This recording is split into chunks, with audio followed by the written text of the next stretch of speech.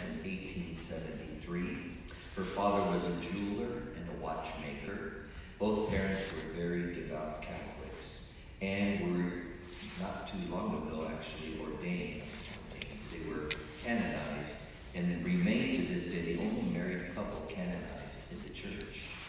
The two had gotten married, but being so pious, they determined they would be celibate until a priest told them that this was not the way marriage worked. They have probably followed his advice. They had 9 children after that. The 5 children who survived were all daughters and remained close all their lives. Tragedy and loss came quickly to Thérèse when her mother died of breast cancer when she was 4.5 years old. Her 16-year-old sister Pauline became kind of a second mother, which again made the second loss even worse when she entered the Carmelite convent 5 years later. When her other sisters, Marie and Leonie, left to join the religious order as well, Thérèse was left alone with her youngest sister, Celine, and her father. Thérèse herself wanted to enter the Carmelite convent to join her other sisters, but the superior of the convent refused to take her because she was so young.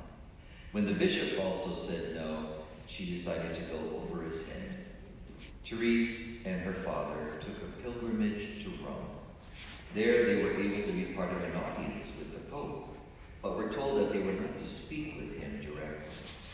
As soon as she got near the Pope, she begged him to let her enter the Carmelite convent. She had to be carried out by 2 of the guards. Wow. But another priest there who had seen her courage was impressed and intervened on her behalf. Soon, Thérèse was admitted to the Carmelite convent that her sisters Pauline and Marie had already joined. Her romantic ideas about convent life and suffering soon met up with reality in a way she had never expected. Her father suffered a series of strokes that left him affected not only physically but mentally. As a cloistered nun, she couldn't even visit her father. This began a horrible time of suffering when she experienced such dryness in prayer that she said, Jesus isn't doing much to keep the conversation going. She was so grief-stricken that as it is said, she often fell asleep in prayer and in the chapel. She knew as a Carmelite nun that she'd never be able to perform great deeds. Love proves itself by deeds, she wrote. So how am I to show my love? Great deeds are forbidden me. The only way I can prove my love is by scattering flowers, and these flowers are very little sacrifices, every glance and word, and the doing of the least actions for love. When her own sister Pauline was elected prioress of the convent, she asked young Thérèse to remain a novice, so that the other sisters wouldn't think that the sisters, the biological sisters, would push everyone else around. This meant that Thérèse would never be a fully professed nun, that she would always have to ask permission for everything she did. This sacrifice was made a little sweeter, however, when her youngest sister Celine entered the convent after her father's death. Now 4 of the sisters were together. Thérèse continued to worry about how she could achieve holiness in the life that she led. She wanted to be a saint. She thought there must be a way for people living hidden little lives like hers. She wrote, I have always wanted to become a saint. Unfortunately, when I have compared myself to the saints, I've always become discouraged.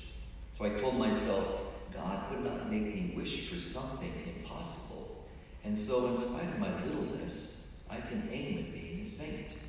So I will look for some means of going to heaven by a little way which is very short and very straight, a little way that is quite new.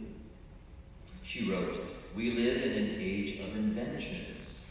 For instance, we need no longer to climb up flights of stairs. In well-to-do houses, there are elevators. And I was determined to find a lift or an elevator to carry me to Jesus. For I was far too small to climb the steep stairs of perfection. So I sought in the Holy Scripture some idea of what this life I wanted would be. And I read these words, whosoever is a little one, come to me. It is your arms, Jesus, that are the lift to carry me to heaven. and so there is no need for me to grow up. I must stay here and become less and less. She also wrote, I feel in me the vocation of the priest. I have the vocation of the apostle. Martyrdom was the dream of my youth, and this dream has grown with me. Considering the mystical body of the church, I desired to see myself in them all. Then love gave me the key to my vocation. I understood that the church had a heart, and that this heart was burning with love.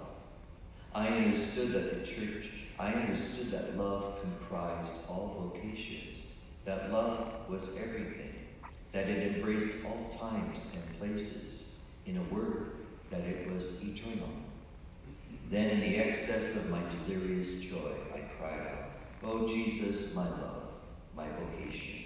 At last I have found it. My vocation is love.